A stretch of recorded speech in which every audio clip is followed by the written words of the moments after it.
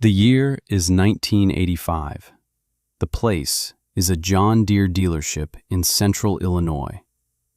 Fluorescent lights hum over polished green metal. Frank Miller, the manager, runs a finger down a purchase order. It's the biggest single order he's ever seen. 4 brand new 8820 Titan II combines, 4 8-row corn heads, 4 20-foot grain platforms. The total makes his hand tremble slightly. He reads the name at the bottom of the form, Miller Farms LLC. Leo Miller, proprietor. Frank stops. He looks up from the paper. Across the showroom floor, an older man stands talking to a salesman. The man is in his late 50s. Weathered face, clear eyes. His left sleeve is pinned neatly at the elbow. Frank feels something he can't quite name. A memory surfaces. He was a boy, sweeping floors in this very dealership. His father, Arthur Miller, was the manager then. And a young man, a boy really, had stood in this same spot. A boy with one arm, asking for a chance.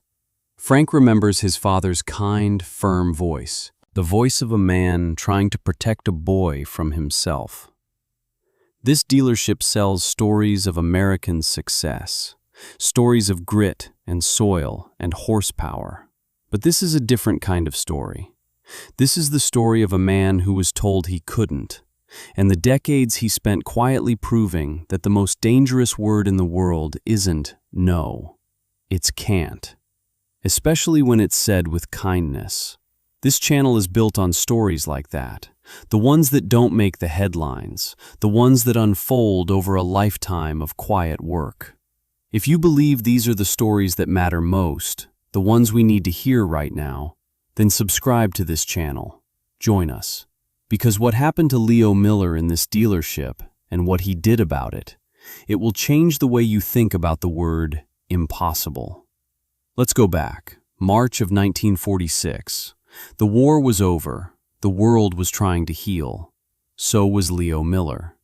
He was 17 years old, but he felt much older. The year before, a corn picker accident. A moment of tangled metal and blinding pain. It took his left arm just below the elbow. The doctors said he was lucky to be alive. Leo didn't feel lucky. He felt broken. He stood in the yard of his family's farm, 200 acres of good black dirt. His father, John, worked it with 2 mules and a pre-war farmall. It was enough to get by. It was never enough to get ahead. John was a good man, a quiet man. He saw the look in his son's eyes, not just sadness, something harder, a cold anger at the world, an anger at his own body for failing him. The neighbors were kind. They brought casseroles. They offered prayers. They said things like, "The Lord works in mysterious ways," and "Maybe you can find work in town now, son." They saw a crippled boy. They saw a future behind a desk, a life away from the dirt. Have you ever been looked at with pity? Pity from good people, people who mean well. It burns hotter than hatred, because you can't fight it. You can only endure it. Leo endured it. He learned to do his chores with one hand. He learned to tie his boots. He learned to pitch hay. He learned to drive the old farmall, wrestling the wheel with his right arm, his body braced against the seat. It was clumsy. It was exhausting. But he did it. His father watched. He never offered help unless asked. He just watched. He knew the boy had to find his own way back. The farm was struggling. The mules were old. The tractor was unreliable. Debt was a constant shadow in the kitchen. Leo saw the lines on his father's face. He heard his mother's quiet worries at night. He knew what he had to do. He was 18 now. 1947. He had saved every dollar he could, from trapping muskrats in the winter, from selling vegetables from his mother's garden. He had $500. It was a fortune to him. It was enough for a down payment on a real tractor, a new John Deere Model A, with electric start, with power, with a future. He walked the 4 miles into town. He didn't want his father to drive him. This was something he had to do alone. He walked into the Henderson John Deere dealership. The smell of new paint and grease, it smelled like hope. Arthur Henderson was behind the counter, a pillar of the community, deacon at the First Baptist Church, coached the Little League team. A good man, everyone said so. Arthur knew the Miller family, knew about the accident. He smiled warmly at Leo. "What can I do for you, son?" Leo's heart was pounding. He put his savings book on the counter. "I'd like to buy a Model A." He said it plainly, a statement of fact. Arthur Henderson picked up the savings book. He looked at the numbers. He looked at Leo. He saw the boy's eager face. He saw the pinned-up sleeve, and his smile tightened just a little. "A Model A is a fine machine, Leo. A lot of tractor." Leo nodded. "Yes, sir. That's what we need." Arthur leaned on the counter. He lowered his voice like he was sharing a secret. "Son, I've been selling these tractors for 20 years. I know what they can do, and I know what it takes to handle one. Plowing a tough field, you need 2 good hands on that wheel, especially with the hand clutch. It's a safety issue. I couldn't live with myself if something happened to you." Leo felt the hope in his chest turn to ice. "I can handle it. I drive our old farmall now." Arthur shook his head slowly, kindly. "That's different, Leo. An old H is one thing. This is a different class of machine. I'm not going to be the man who sells you a tractor you can't safely operate. It's for your own good. For your own good." The 4 kindest, most damning words in the English language. It wasn't cruelty. It wasn't malice. It was certainty. Arthur Henderson was absolutely certain he knew Leo's limits better than Leo did. He was protecting him. Leo stood there. The silence in the showroom was deafening. He could feel the eyes of the other men in the shop on him. He saw the pity again. "But I have the money for a down payment," he said it weakly. Arthur pushed the savings book back across the counter. "I'm sure you do, son. You're a hard worker. Everyone knows that. But this isn't about money. It's about what's right, what's safe. Maybe we can look at some smaller equipment, a walk-behind tiller perhaps?" A tiller. Leo looked at his right hand, calloused and strong. He looked at the empty space where his left arm should be. He turned and walked out of the dealership. He didn't say another word. The walk home was longer than the walk into town. Each step was heavy. He felt a shame so deep it was hard to breathe. He hadn't just been refused a tractor. He had been refused a future. He had been told by a good man that his life as a farmer was over. He got back to the farm. His father was in the barn, mending a harness. John looked up. He saw his son's face. He didn't have to ask what happened. He just put down the harness. Leo stood in the doorway. "He won't sell me one." His voice was flat, empty. "He says I can't handle it. He says it's for my own good." John Miller wiped his hands on a rag. He walked over to his son. He put a hand on Leo's shoulder. He looked out at the 200 acres. The sun was setting. The black dirt looked rich and endless. "They took your arm, son." He said it quietly. "They can't take the dirt. The dirt is enough." Leo looked at his father. He saw no pity in his eyes, only belief, absolute, unshakable belief. "Let's go find you a tractor." They didn't go back to the John Deere dealership. They went to the scrapyards. They went to farm auctions. They looked at the rusted machines sitting at the back of forgotten fields. 2 weeks later, they found it. A 1938 John Deere Model B. It hadn't run in a decade. The tires were rotten. The engine was seized. The farmer wanted $50 for it. To him, it was junk. To Leo and his father, it was a chance. They hauled it home. They put it in the barn. And they began the real work. This is where the story turns. This is where a boy's anger and a father's faith are forged into steel. They tore the engine down, piece by piece, on the barn's dirt floor. They soaked the pistons in kerosene for a week. They honed the cylinders by hand. They ordered new gaskets from a catalog. His father taught him everything: how to read the wear on a bearing, how to set the timing, how to feel the right tension on a bolt. Leo learned with one hand. He developed a strength in his fingers that was astounding. He learned to hold a wrench with his knees, to use his feet to stabilize a part. He worked from sunup to sundown. His knuckles were always bloody. His clothes were always stained with grease. But the cold anger inside him was melting. It was being replaced by something else: focus, purpose. After a month, the engine was rebuilt. They put it back in the frame. They filled it with oil and gas. Leo climbed onto the seat. His father stood by the flywheel. "Ready, son?" Leo nodded. John spun the flywheel. Once. Twice. On the third pull, the engine coughed. It sputtered black smoke. Then, it roared to life. Pop, pop, pop, pop! The sound of a 2-cylinder John Deere. The sound of resurrection. Leo grinned. The first real smile in over a year. But the work wasn't done. Now, they had to solve the problem of control.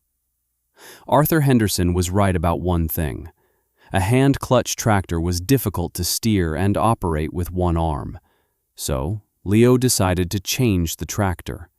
He would not change his ambition. He spent a week just sitting on the seat, thinking, visualizing. He took a piece of chalk and drew diagrams on the barn floor.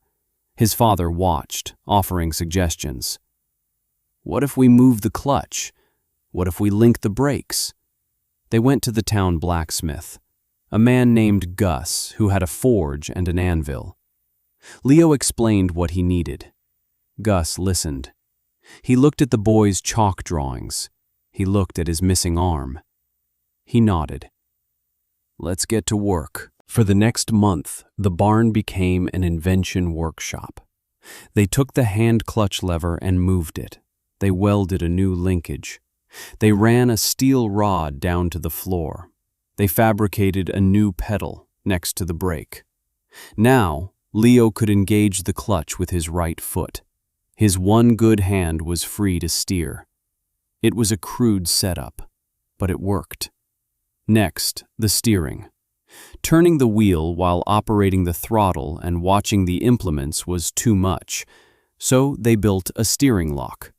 A simple, brilliant device. Leo took the steering wheel from an old Ford truck. It had a smaller diameter, easier to turn quickly. He mounted it. Then, Gus helped him forge a notched steel plate. They bolted it to the steering column. They attached a spring-loaded pin with a handle near the driver's seat. When Leo got the tractor lined up in a long, straight furrow, he could pull the handle. The pin would lock into a notch on the plate. The tractor would hold its course. He could take his hand off the wheel for a few seconds, long enough to adjust the throttle, long enough to check the plow. It gave him a moment to breathe, a moment of control. One arm. He now had one arm, one foot, and a steel pin. And it was enough. The dirt is enough. His father's words echoed in his mind. That spring of 1948, Leo drove his creation out of the barn. It was ugly. A patchwork of welded steel and mismatched parts. The neighbors stopped and stared. Some of them laughed. What in the world is that contraption? Old Man Miller's boy has lost his mind. He'll kill himself on that thing. Arthur Henderson drove by one day. He slowed his truck. He saw the boy on the strange-looking tractor. He shook his head, a sad, knowing shake.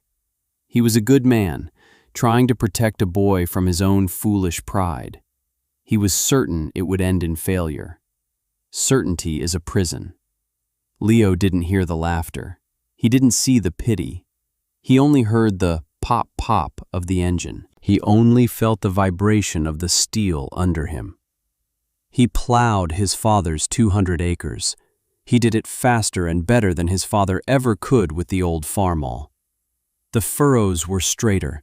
The soil was turned deeper. That year they had the best corn crop of their lives. They paid off their debts.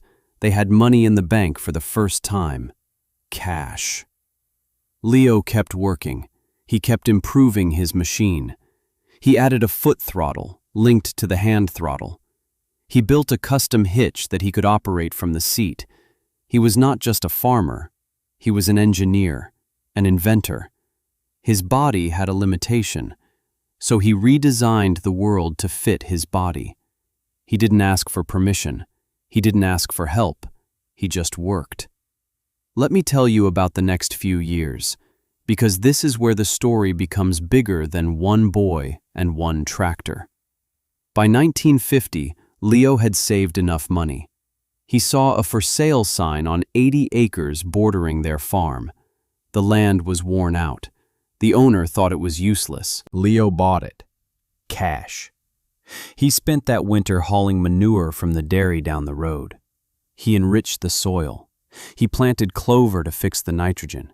He rested the land. He listened to it. The neighbors thought he was crazy, wasting good money on bad land. 2 years later, that useless 80 acres produced 120 bushel per acre corn. The county average was 90. People stopped laughing. They started watching. 1955. Leo was 26 years old. He married a girl from town named Sarah. She saw the man, not the missing arm. She saw his strength, his quiet determination. They bought another 120 acres. Cash. Leo bought another junk tractor, a John Deere Model G. Bigger, more powerful. He and his father spent the winter in the barn. They rebuilt it. They fabricated a new, more advanced one-handed control system. They were a team. John Miller had never been prouder. He saw his son not just surviving, but thriving, proving everyone wrong. 1960. The Miller farm was now 400 acres, all paid for, no debt. Leo and Sarah had a son. They named him John. Little John grew up in the barn. He learned to hand his father wrenches. He learned the smell of grease and steel. He saw his father as a giant, a man who could fix anything. A man with one arm who was stronger than any two-armed man he knew. Arthur Henderson still ran the John Deere dealership. He saw Leo in town sometimes. Leo would nod politely. Arthur would nod back. But there was a distance, a silence. The silence of a man who had been proven wrong, but would never admit it. He saw the Miller trucks go by, loaded with grain. He heard the yields at the co-op. He knew. But certainty is a hard thing to let go of. Have you ever been told you couldn't do something by someone who thought they were protecting you? Someone you respected. Someone whose opinion mattered. How long did it take you to prove them wrong? A week? A year? A decade? Drop a comment below and tell us about it. Because Leo's story was just getting started. What happened next changed everything. The 1960s rolled on. Leo kept buying land. He bought the pieces nobody wanted, the hilly ground, the swampy bottoms. He learned about drainage tile. He learned about contour plowing. He healed the land. He made it productive. By 1965, he was farming 600 acres, all cash. His father, John, passed away that year, peacefully, in his sleep. At the funeral, the whole town came. They talked about what a good, quiet man John was. Leo stood by the grave. He remembered his father's words, "The dirt is enough." He went back to work. It was the only way he knew how to grieve. He bought his first diesel tractor that year, a used John Deere 4010. It was a monster compared to his old 2 cylinders. He spent the winter in the barn, alone this time. He designed a whole new control system. He used hydraulics. He designed a joystick that he could operate with his right hand. It controlled the steering, the throttle, and the implements. It was years ahead of its time. He never filed for a patent. He didn't care about fame. He just wanted to work his land. By 1970, Miller Farms was 1,000 acres. Leo hired his first full-time employee, a young man from town who couldn't find work. Leo taught him everything. He didn't just give him a job. He gave him a trade. He gave him dignity. That year, Arthur Henderson retired. He sold the dealership to a larger company. A young man named Frank Miller became the new manager. No relation to Leo. Frank had grown up in the town. He remembered the stories about the one-armed farmer and his homemade tractors. He saw Leo as a local legend, a curiosity. He didn't understand the depth of the story. He didn't know about the refusal. He just knew the Millers didn't buy new equipment. They always bought used. They always paid cash. The 1970s brought the farm crisis. High interest rates, low commodity prices. Farmers who were leveraged with debt went under. Foreclosure auctions were a weekly event. It was a heartbreaking time. Neighbors losing farms that had been in their families for 100 years. Leo survived. He had no debt. He had always saved his money. He had always lived simply. When his neighbors were in trouble, he helped. He'd show up with his equipment at harvest time. He never asked for payment. He'd lend money for seed with no interest. He started buying land again, not out of greed, but out of a sense of duty. He bought his neighbors' farms at fair prices. He often gave them the option to buy it back later. Few ever did. He promised them he would care for the land. He would be a good steward. By 1980, Miller Farms was 1,500 acres. Leo's son John was in college, studying agronomy. He came home every weekend to help on the farm. He was proud of what his father had built. He understood the sacrifice. He understood the silence. His father never spoke of the day at the dealership, but the story was there. It was in the modified tractors. It was in the fierce independence. It was in the quiet refusal to ever owe any man anything. 1982. Leo buys another 500 acres, cash. He now owns 2,000 acres of the best farmland in the state. The boy who was told he couldn't handle one tractor now runs an empire. He has a fleet of used, heavily modified John Deere machines. He is one of the most respected farmers in the Midwest, known for his high yields, known for his innovative soil conservation, known for his integrity. He is a quiet man. He doesn't give speeches. He doesn't seek recognition. He just works the dirt. Which brings us back to 1985, back to the John Deere dealership. Frank Miller stands there, holding the purchase order. 4 new combines, the biggest, most advanced machines John Deere makes. And Leo Miller is paying cash, the full amount, over $1 million. Frank walks over to Leo. He feels nervous, like he's meeting a king. Leo, this is This is quite an order. Leo looks at him. His eyes are calm. We've had a few good years. It's time to upgrade. My son John, he's taking over more of the operation. He wants the new technology. Frank swallows hard. He has to ask. Mr. Miller. Leo. I've been managing this place for 15 years. We've tried to earn your business, but you've never bought a new piece of equipment from us, not once. Why now? Leo looks around the showroom. He sees the new tractors, gleaming under the lights.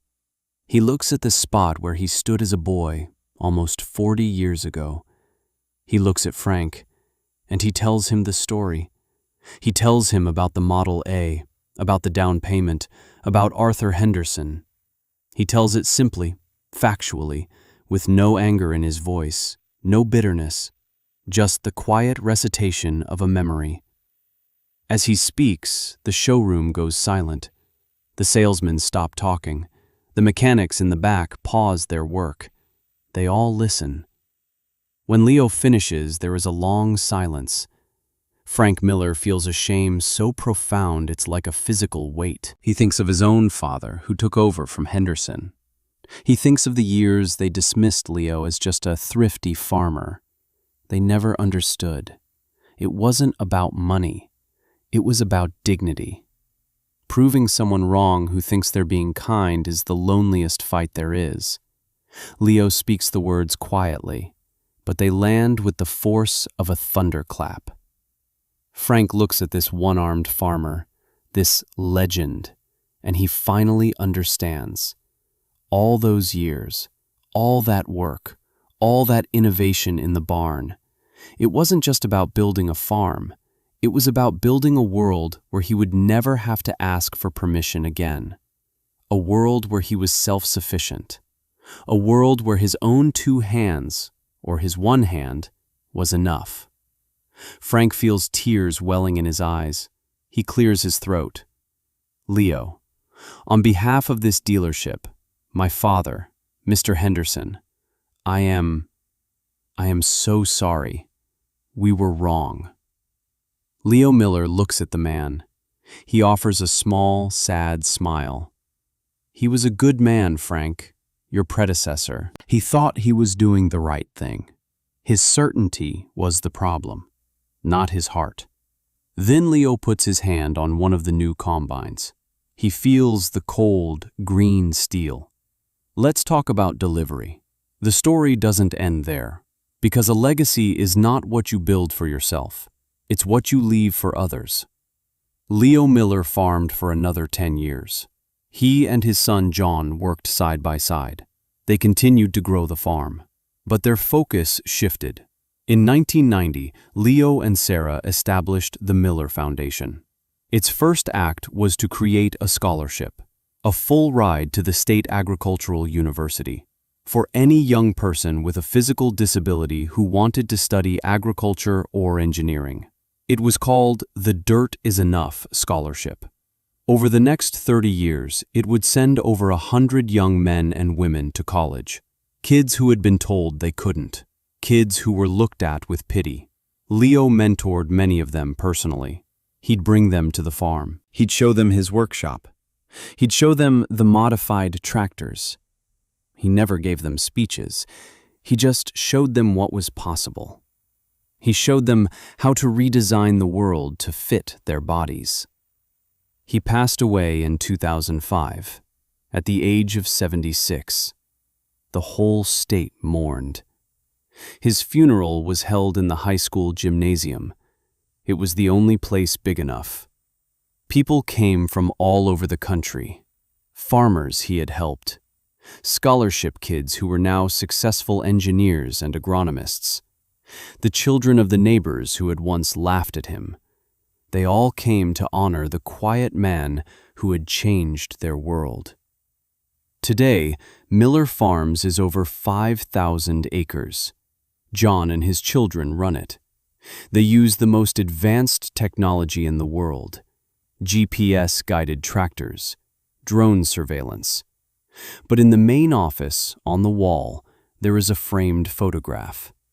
It's a picture of that first, ugly John Deere Model B, the one they pulled from a scrap heap, and next to it, mounted on a polished oak board, is the original steering lock. The notched steel plate and the spring-loaded pin, forged by a blacksmith named Gus, designed by a boy with one arm and a fire in his belly.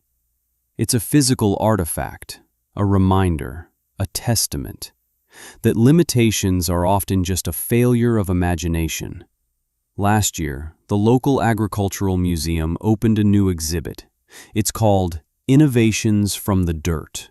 The centerpiece of the exhibit is a tractor, a 1938 John Deere Model B, restored to the exact condition it was in when Leo first drove it out of the barn, with its foot clutch, with its homemade steering lock. School children walk by it every day. They see the strange levers and pedals. Their teachers tell them the story of the boy who built it, the boy who was told no. One day, a man came to the museum, an old man in a wheelchair. It was Frank Miller, the former dealership manager. He sat in front of that tractor for a long time. He just looked at it. His grandson was with him. He asked, "Grandpa, what's so special about that tractor?" Frank didn't answer for a moment. He just reached out a trembling hand and touched the worn steel of the foot pedal. He closed his eyes. "That tractor, son," he said, his voice thick with emotion. "That tractor is proof." "Proof of what?" his grandson asked. Frank opened his eyes. They were clear. "Proof that the most powerful thing on this earth isn't a machine. It's a human being who has been told they can't do something. Right now, somewhere in the world, a young person is being told no. They're being told they aren't smart enough, strong enough, good enough.